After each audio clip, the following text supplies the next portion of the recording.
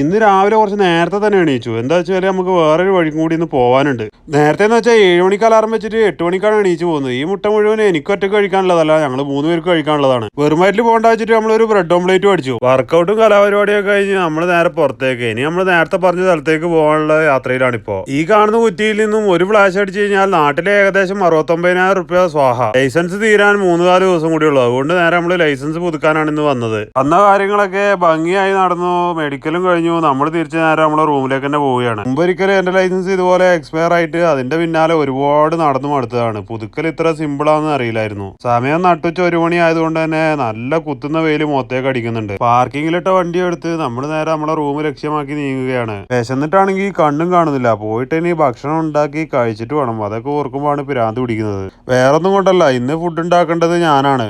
ഗേറ്റും തുറന്ന് കാത്തു കയറിയപ്പോ നല്ല പൊടിക്കാറ്റിനുള്ള ചാൻസ് ഉണ്ടെന്ന് ആദ്യം തന്നെ തോന്നിയിരുന്നു. നമുക്ക് പിന്നെ അന്തരീക്ഷത്തിന്റെ ഒരു ഘടന അറിയുന്നതുകൊണ്ട് ചിലപ്പോൾ അത് സംഭവിക്കും. അറിഞ്ഞു തീർന്നില്ല, അതാ നല്ല പൊടിക്കാറ്റ് അടിക്കാൻ തുടങ്ങിയിട്ടുണ്ട്. ഫാമിന്റെ മുതലാളി അതിലേറ്റ് കറങ്ങി നടക്കുന്നുണ്ട്. ഒരുത്തിന് ഇതാ തലക്ക് ഭ്രാന്തം പിടിച്ച് മീശ പഠിച്ച് കളയുന്നുണ്ട്. അത് കണ്ട് ഉമർ പറയുന്നുണ്ട്, മീശന്റെ ഒരു ഭാഗം പഠിച്ചിട്ട് നടക്കുക, അതാകുമ്പോ ഒന്നുകൂടി രസം ഉണ്ടാവും. മനുഷ്യന്റെ ഓരോരോ തോന്നലെന്ന് പറയാം.